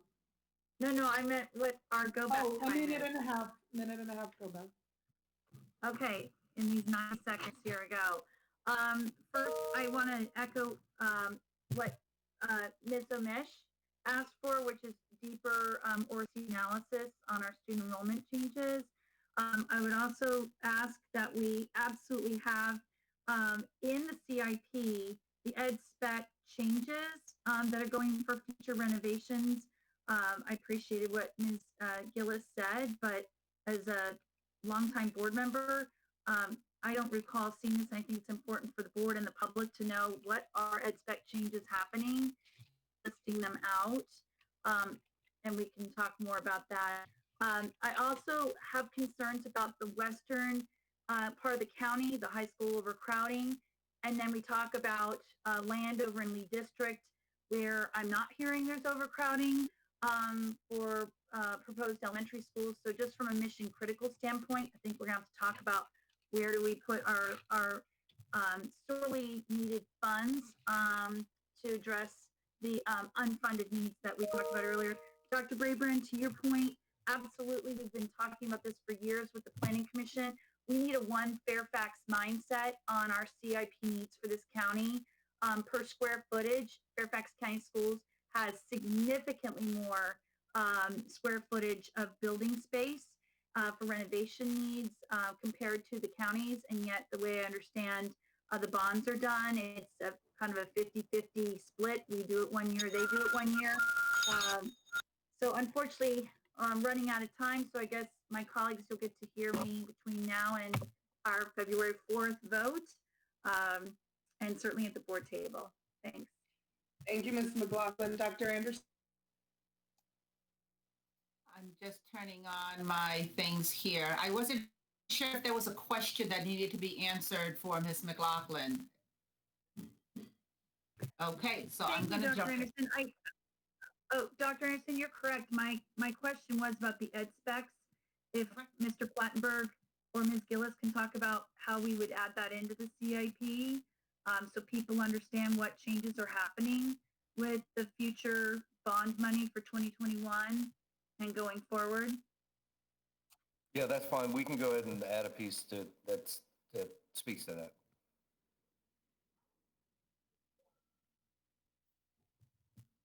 Okay, so it's my turn now, Ms. Pekarsky? Okay, I'm fairly glad. I'm glad to follow both what Ms. McLaughlin and Ms. Omish shared. Going back to the one Fairfax mentality approach, I'm not seeing that when it comes to our CIP work. Everybody's working hard and advocating really hard for their various districts. And I don't think it has to be that. And what I think I'm hearing from you, Mr. Plattenberg, and correct me if I'm wrong, is that this policy that we're looking for the boundary consultants to put forth, it's going to give us a list of criteria for staff to follow so that all of this work with new schools, updated schools, getting rid of trailers, is not so dependent on school board and community advocacy. Please confirm that that is what you're saying is going to be the crux of that boundary consultant work. And if it's not, that's okay too. I just want to gain clarity. I think Dr. Brabrand also wants to. Jeff, do you want to go first? Yes, sure, if you don't mind.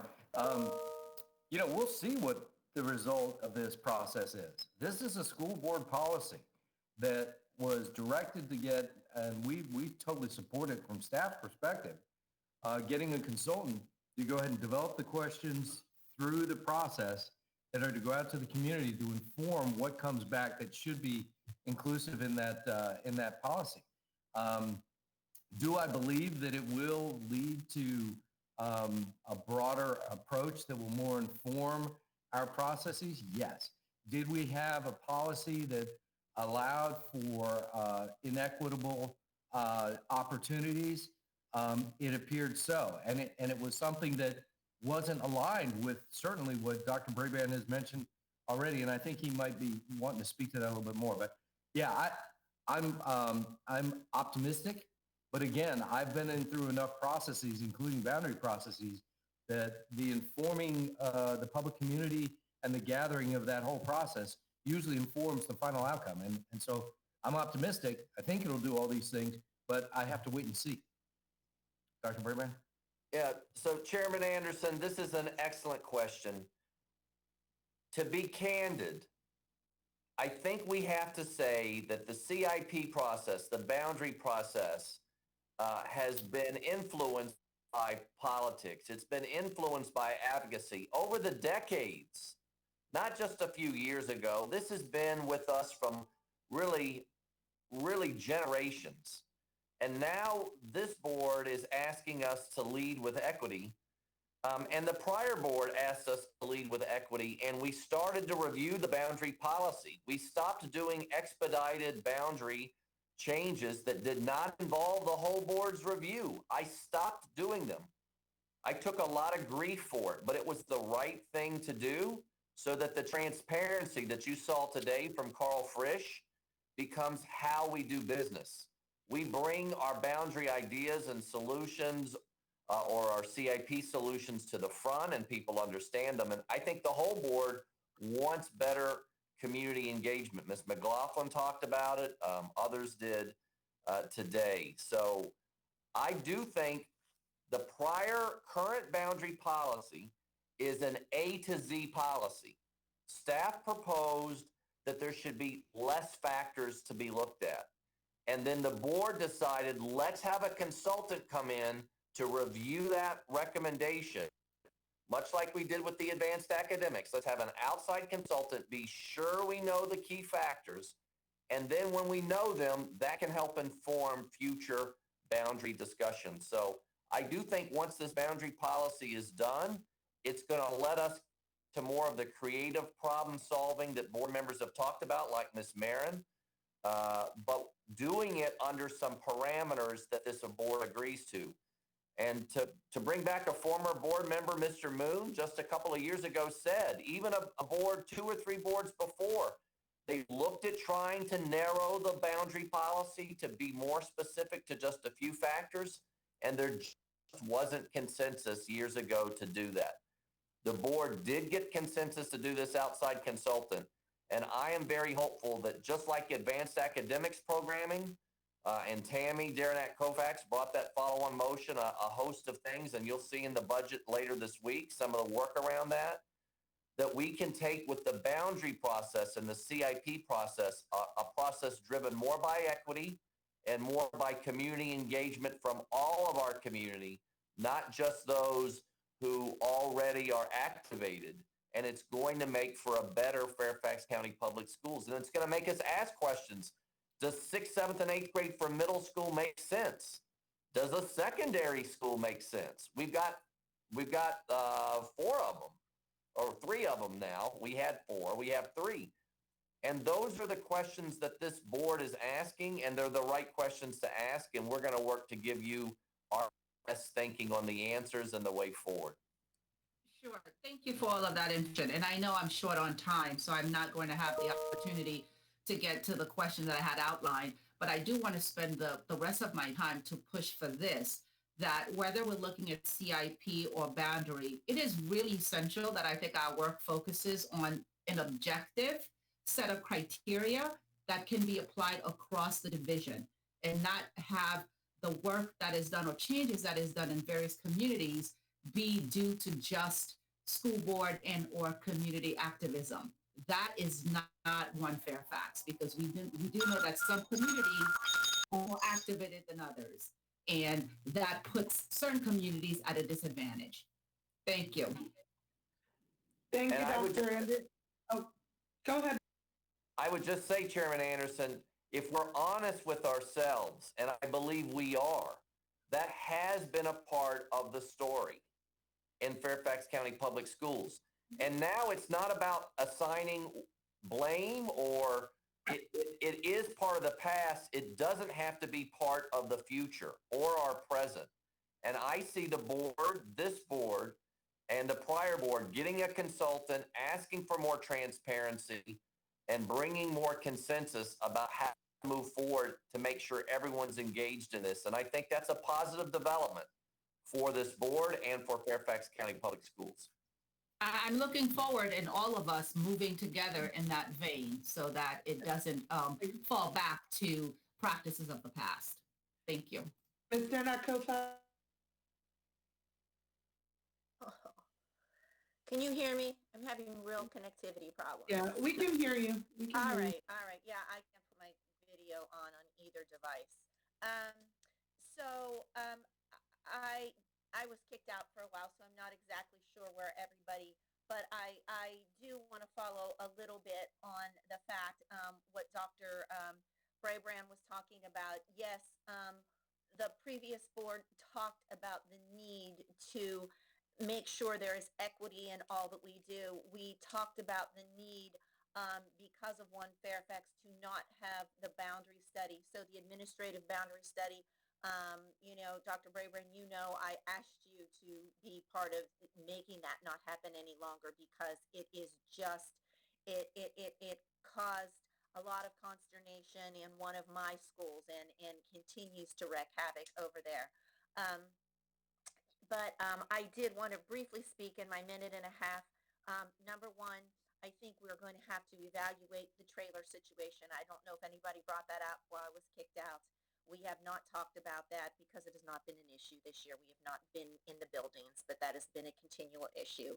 The boundary, and I will reach out to my colleagues about the school. I believe the school that we're talking about, it has been an equity issue to not have certain programming, and the overcrowding has been as much on the east as it has been on the west. We've had some, we've been able to alleviate by some, adding capacity to some of those schools. Now, Project Park, I am very concerned about where we are going to be in some of the eastern schools, and So I will speak to each of you as I put on my follow-on motion to bring out back this elementary school that we've kind of put on pause for a while.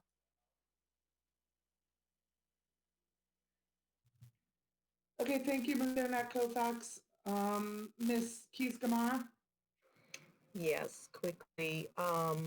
I do think a number of the conversations we're talking about just really point out that need, Dr. Braybrand, not just for a one-pager, but for an ongoing dialogue where the public can understand how these issues are being raised and where those problems are. I would love for us to have a follow-up meeting to flush out some of the things that have been mentioned.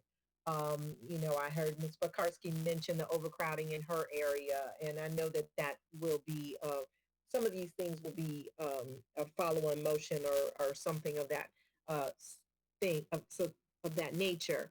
But again, I think everything that we can do to make sure that people understand what we're doing is necessary.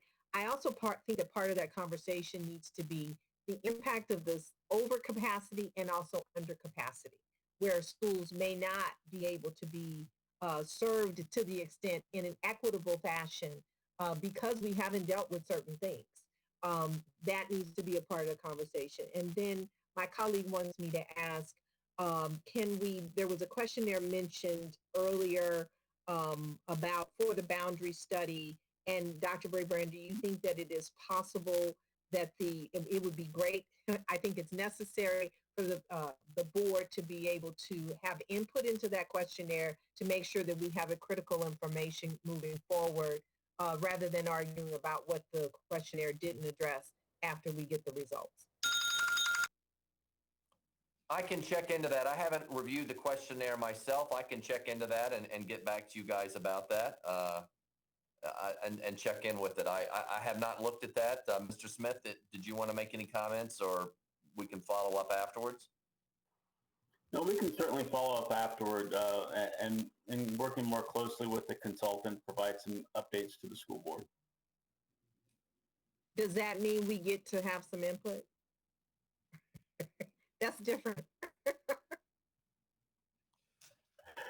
Well, I'll let Dr. Braybrand answer on that one. And of course, the board can certainly have input once we see what the questions look like and if we're getting at the heart of what the board had requested, because we know that the board did work with the consultant and did answer some questions as part of an interview with the consultant. And so we can certainly see if that aligns with your thinking. Ms. Keys-Gamarra, we'll make sure you guys get the questionnaire before it goes out to the community. And if there's any red flags, I know, Ms. Keys-Gamarra, you will let me know promptly and the board. And we'll make sure, because look, we want to make sure this is a board policy, and you want to make sure the questions being asked reflect the kind of answers you're going to get so that you adopt the right policy in the end that's going to have community support and consensus. So we'll make sure you get a copy of it well in advance of anything going out. And if there's anything on there that's a flag, we'll take care of it. I appreciate that. And I look forward to our ongoing discussions on how we're going to help the community understand what we're doing. Great. Okay, seeing no other go backs, I want to thank everybody and look forward to the continuing discussions after we proceed with our boundary experts and going forward with our CIP. We are going to now take a break. It is 1:05. We have until 1:30. We will resume where Ms. Keys-Gamarra, our audit chair, will be proceeding with the audit report section. Thank you, everyone. Thank you.